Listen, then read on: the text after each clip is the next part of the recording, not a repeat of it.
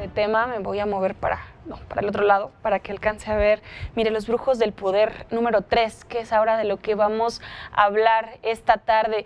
Usted seguramente ha escuchado, o quién sabe, a lo mejor ha acudido con algunas personas que, digamos, nos dan algunos consejos, nos dan algunas rutas de cómo llevar nuestra vida, algunas limpias. Usted sabe de qué estamos hablando. En nuestro país se utiliza mucho. Bueno, ¿se imagina a los políticos acudiendo a estas prácticas?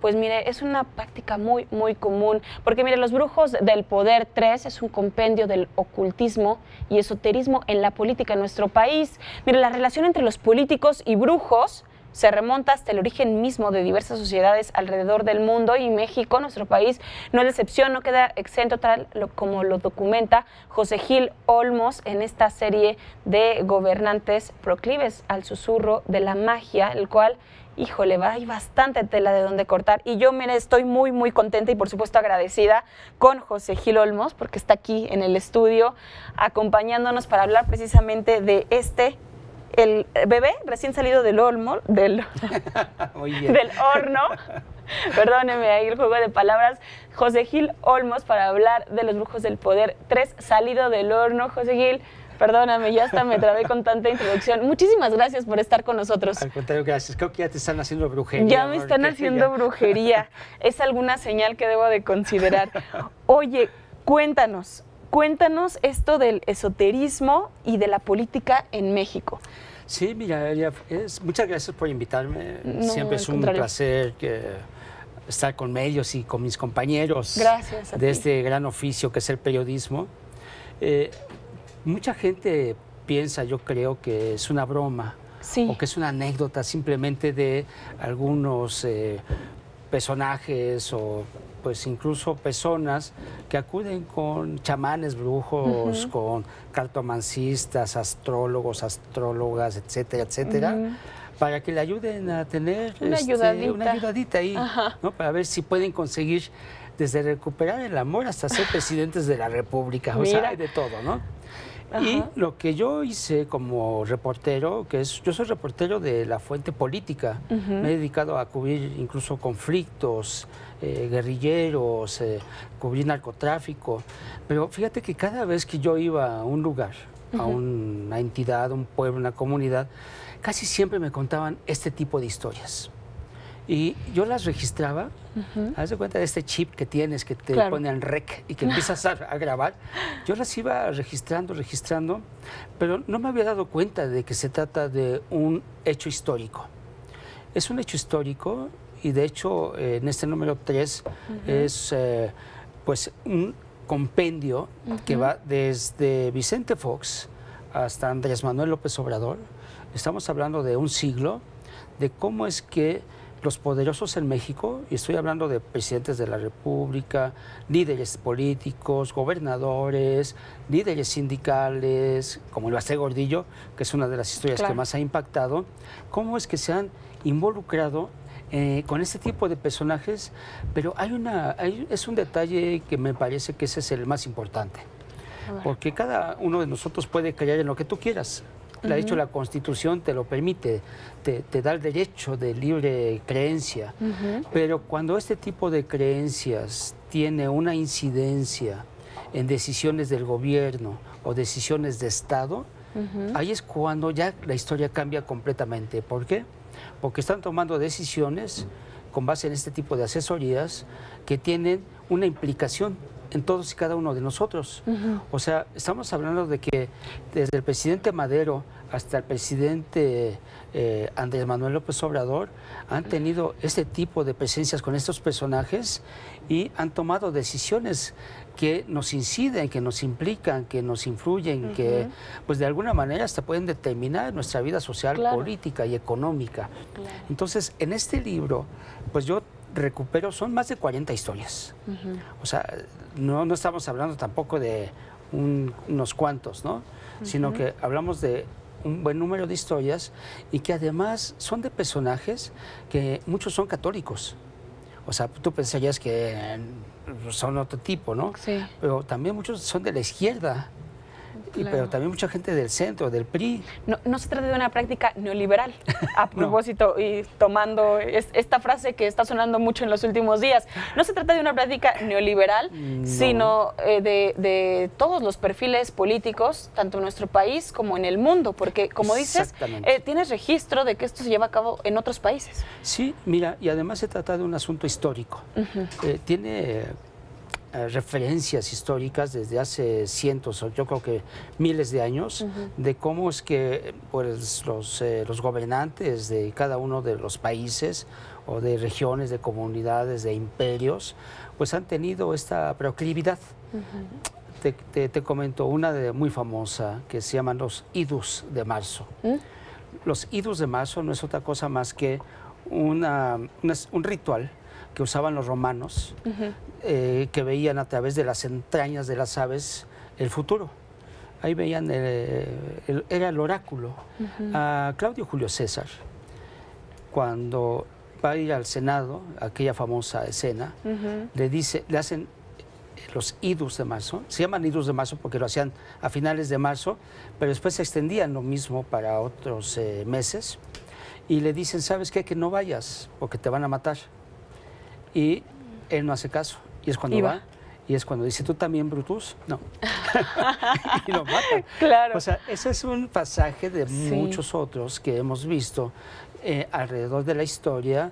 Hitler tenía a sus brujos. Imagínate Hitler, ¿no? Con todo este poder. Bueno, pues al mismo tiempo, Winston Churchill, cuando fue la Segunda Guerra Mundial, también tenía sus brujos, tenía astrólogas para combatir a Hitler. Tenemos el caso de Fidel Castro. Fidel Castro, con la santería, era impresionantemente cómo tenía esta creencia y esta devoción. Hay un libro donde narran que tuvo más de 1000 atentados y de todos se salvó. Y porque dicen que estaba protegido por los orishas de la santería. En el caso de México, tenemos desde Francisco Madero, Plutarco Elías Calles, ¿te acuerdas aquel de presidente que cerró las iglesias, que decía que era anticlerical? No, era totalmente lo contrario. Era muy espiritual, creía mucho en los espíritus. Lo mismo el general Felipe Ángeles, y así vamos recorriendo hasta la modernidad. Los Salinas. ¿Tú te acuerdas del caso de la Paca? Recuérdanos. Mira, el caso de la Paca fue cuando Antonio Lozano Gracia, que era del PAN, que fue procurador, contrató a una vidente que le llamaban la Paca, Francisca Cetina, y esta decía que podía ver dónde estaban enterrados aquellos restos del diputado Rocha que lo acusaban de haber asesinado a José Francisco Ruiz Massieu. El chiste es que pues, al final todo fue una broma, porque la Paca, cuando le dijeron dónde están los restos, dijo, aquí están en un jardín. Y en ese jardín sí es cierto que había restos, pero una noche anterior había mandado a su amante al cementerio para que él recuperara unos restos. El amante lo que hizo fue ir a la tumba de sus padres, una cosa así, agarró los primeros huesos y los metió ahí y los enterró. Cuando hicieron los análisis, pues encontraron que eran huesos de varias personas, ¿no? Claro. Pero el asunto es que imagínate que las manos de la justicia de un panista, las manos de la justicia de un panista, que fue procurador general de la República, lo dejó en manos de una vidente. Y tenemos esta gran historia que muchos la han visto, leído, que es el Baster Gordillo. Sí, sí. José, para no interrumpirte sobre el caso de el Baster Gordillo, y que si te parece regresamos con ello después de una pausa. Antes de esta pausa, tu comentario sobre, es que esto último me llamaba la atención, que dices, puede parecer hasta cierto punto chistoso, ¿no? De que eran otros restos, ¿no? En este caso de la anécdota, pero el punto central es que es el ejemplo de con base en qué se están tomando decisiones de Estado. Decisiones tan importantes que pueden influir en la política pública de nuestro país, en el quehacer del día a día de cada uno de nosotros. Gil, antes de ir a una pausa, ¿a qué consideras? Y puede ser una pregunta pues muy abstracta o difícil de responder, pero ¿a qué consideras que sacuda de manera histórica a estas prácticas? ¿Ausencia de qué? ¿Ingenuidad? ¿Malicia? no sé, ¿a qué puedes considerar tú que se Yo creo que es una mezcla ahí. Una es falta de confianza y de seguridad. Y la otra es esta ambición que mucha gente que está en el poder es de mantenerse, reafirmarse o conseguirlo. Y para eso... A costa de lo que sea. Y si tú me dices que eso me va a ayudar, lo hacemos. Desde un sacrificio de un animal hasta no sé qué otras cosas puede haber. Mira, sí, porque ya hay que ver también los detalles, en qué consisten también esas protecciones que seguramente alrededor del mundo y de nuestro país en diferente momento histórico, pues tendrá sus especificidades que ya habrá que revisar. Vamos a hacer una pausa, José Gil, si nos permites, y regresamos precisamente con estos casos en específico que también hay mucho que hablar. El caso Elbester Gordillo, y también porque esta actual administración no se libra, entiendo, de estos casos. Hacemos una pausa y regresamos, platicamos con José Gil Olmos, periodista de investigación de la revista Proceso, sobre los brujos del poder 3. Volvemos. Platicamos con José Gil Olmos, aquí en el estudio, periodista de investigación de la revista Proceso, a quien nuevamente agradezco, José Gil, que estés con nosotros. Muchísimas gracias, platicando de los brujos del poder número 3, que recién salió del horno, lo digo para desquitarme de hace ratito el trabalenguas. Pero bueno, platicábamos y te decía, regresamos de corte con ya tema específico de México. Ya nos platicaste que es una práctica en todo el mundo y en nuestro país desde hace muchos, muchos años. Pero, ¿qué nos podemos encontrar? ¿Qué casos, decías Elbester Gordillo específicamente, pues nos podemos encontrar en esta compilación y qué destacar, José Gil? Sí, mira, cuando yo escuché la historia del Elbester Gordillo, la escuché de voz directamente de uno de sus principales asesores políticos. El contexto es que Elbester Gordillo, cuando Ernesto Zedillo Ponce de León gana las elecciones en el 94, Elbester había tenido problemas con él. Él era secretario de Educación. Entonces, cuando entra a Los Pinos, una de sus primeras decisiones fue quitarle el poder a Elbester Gordillo, mandarla a investigar e incluso meterla a la cárcel. Entonces, cuando Elbester Gordillo se entera de esto, ella tiene y siempre ha tenido un equipo de asesores políticos, gente que le sabe a la política, a la grilla, ¿no? Entonces, cuando les plantea esto, dicen, híjole, ¿sabes qué? Pues que van sobre de ti, tienes que hacer algo más. Y entonces es cuando va con sus asesores espirituales. Que son de mexicanos, cubanos, españoles. Ella cree y practica la brujería, la cartomancia, la astrología. Es una mujer muy... tiene ese perfil. Entonces va con sus asesores y le dicen, ¿sabes qué? Esto es mucho más fuerte. Sí. Tienes que hacer algo mucho más grande. Entonces le recomiendan que vaya a África, que vaya a Nigeria. Y ahí es cuando comienza este periplo, que parece surrealista, pero es que totalmente cierto. Va a África, hace una parada en Marruecos. En Marruecos entra de estos mercados fabulosos que hay. Ahí le leen los caracoles. Y en la lectura de caracoles le dicen, oiga, usted tiene que ir a tal parte de Nigeria donde le van a hacer este trabajo que es muy fuerte y es muy especial. Pero se da cuenta de una cosa este personaje, le dice, oiga, pero hay una cosa que no entendemos, que no entiendo, y es que aquí aparece que usted no tiene alma. Entonces me cuenta mi fuente, me dijo, es que no podíamos creerlo. O sea, estaba como demasiado fuerte esto y ella no hizo caso. Llegamos a Nigeria, a una comunidad ahí, llegaron con traductores y con todo lo que se necesitaba, contactaron al brujo de esta comunidad, un brujo de magia negra. La magia negra es la que hace sacrificios de seres vivientes, vamos a ponerlo así, en general, ¿no? Entonces, ella se presenta, les dice qué es lo que quieren y le dicen, mire, lo que usted le requiere es un trabajo muy fuerte porque es para protegerla del jefe de su tribu, o sea, el presidente de la República. Y entonces se requiere de el sacrificio de un león vivo para quitarle la salea y ponérsela a ella en todo un ritual ahí de magia negra. Perdón, ¿estos años qué estamos hablando? Estamos hablando de 94-95. 94-95, sexenio, entiendo, de Ernesto Zedillo. Ernesto Zedillo Ponce de León. Le hacen de sacrificio. Hay toda una descripción basada en ese testigo que lo vio directamente, de cómo encontraron un león joven, y este león lo sacrifican, y antes de que muera le quitan la piel, la salea, y con esa envuelven al Bastien Gordillo, la embarran de las vísceras del animal, y le ponen ahí unos símbolos extraños. Lo que cuenta esta fuente es que ella pronto le da miedo, le da mucho miedo todo lo que está pasando.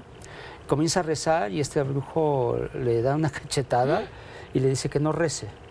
Al final de todo el ritual, le dicen que tiene que pagar. Y el pago era algo así como $45,000. Pero le advierten que realmente ese no es el cobro que va a haber, que ese no es el pago que va a tener que hacer ella, sino que va a perder la vida a alguien querido. Resulta cierto, ¿no?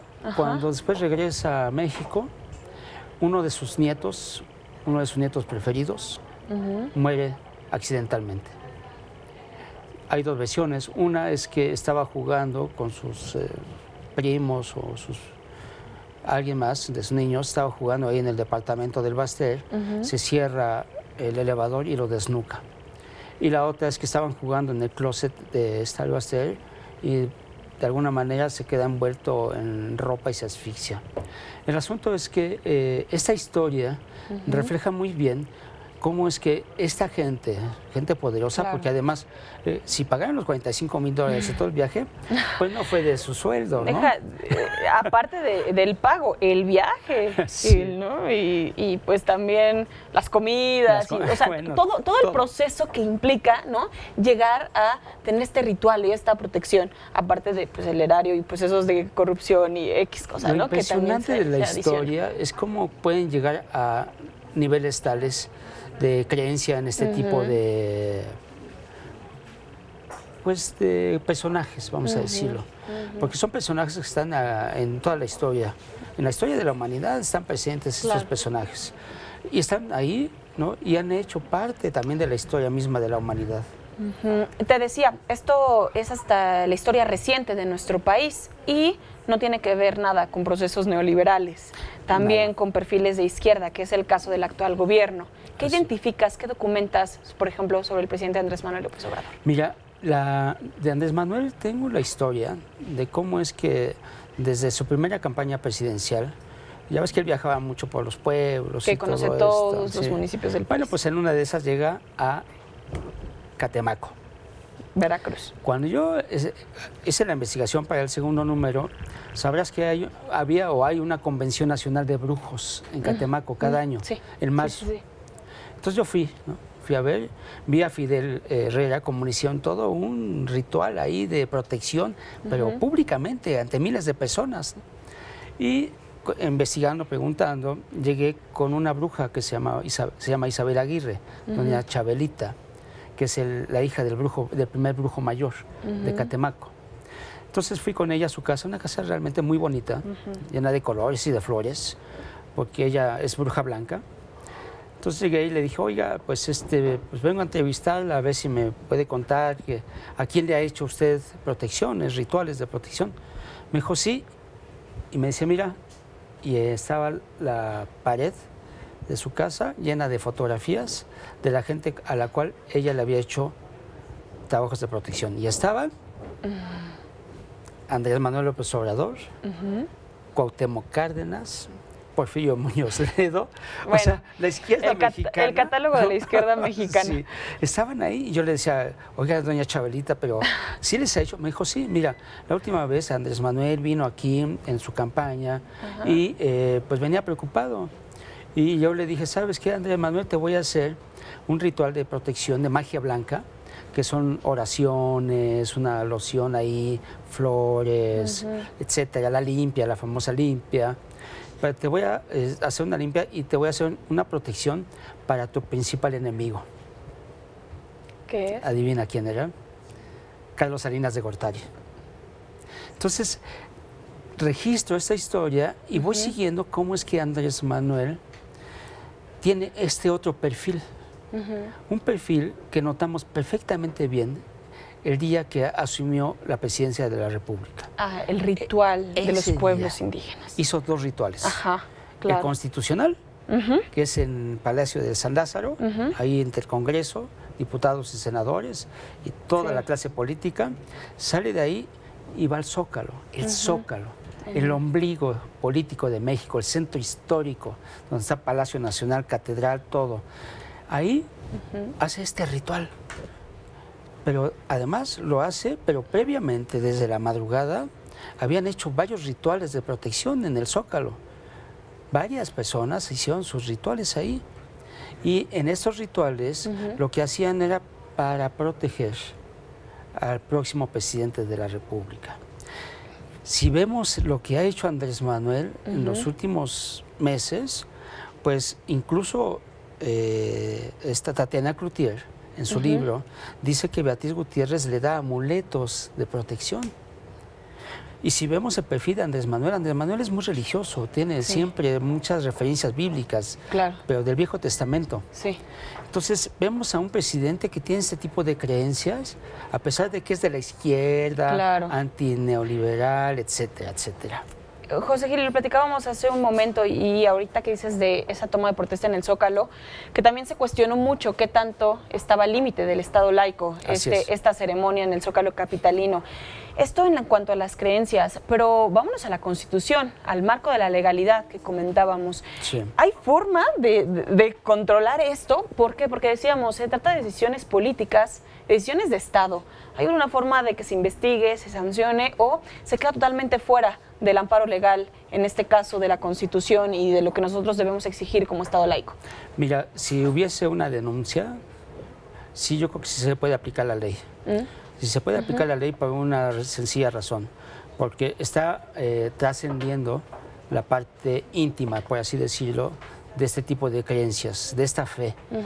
Y la está trascendiendo, ¿por qué? Porque este tipo de asesorías, así vamos a decirle, de estos brujos, chamanes, etcétera, pues son para que ellos tomen decisiones de gobierno. O sea, están trascendiendo la vida privada a la pública.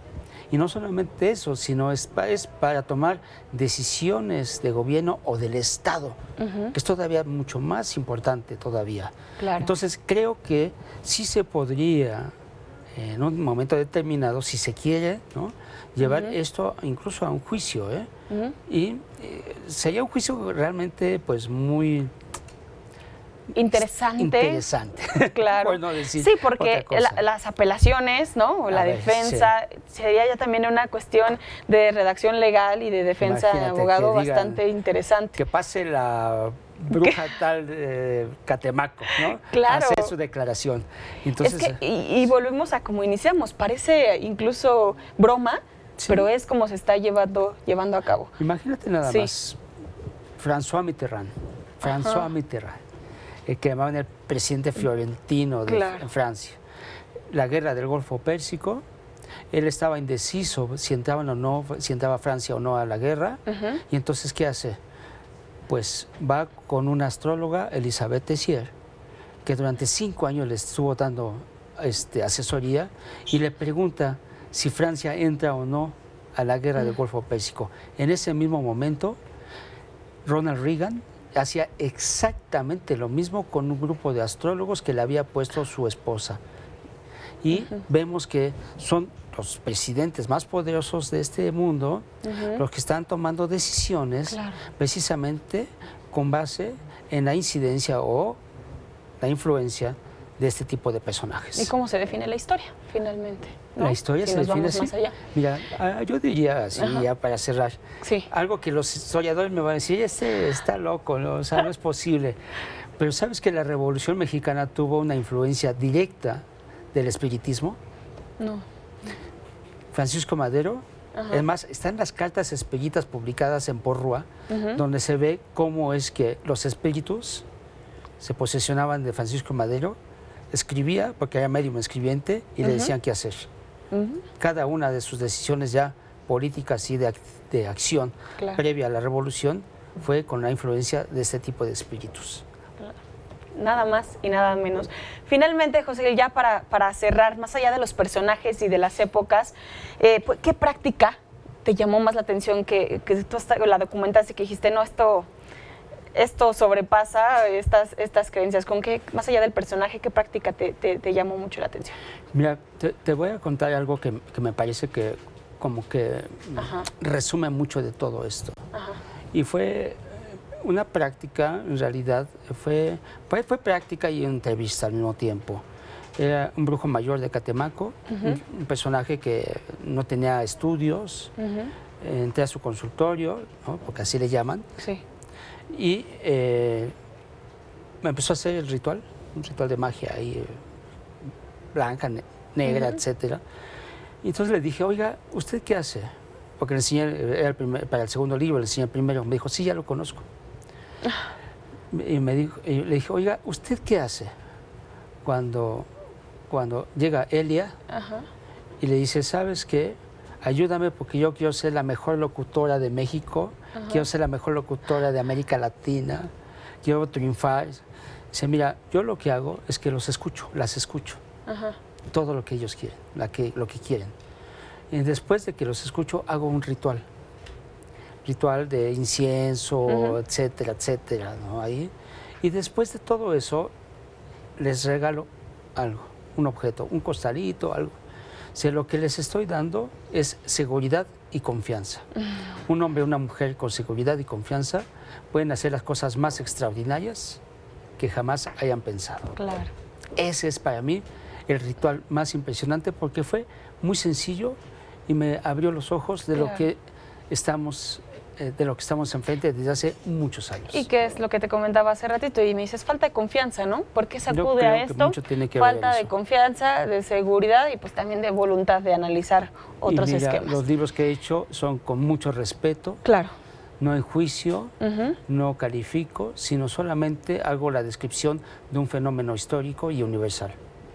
Y ahí está, Los Brujos del Poder, número 3 de José Gil Olmos, imperdible. En este número que compila tres el número 1, 2, y bueno, ya este último en el que compila estos 3 trabajos de José Gil Olmos. Y yo te agradezco mucho nuevamente que he estado aquí para platicar de tu trabajo. Al contrario. Y no nos lo perdemos, José Gil. Muchísimas gracias. Al contrario, muchas gracias a ustedes.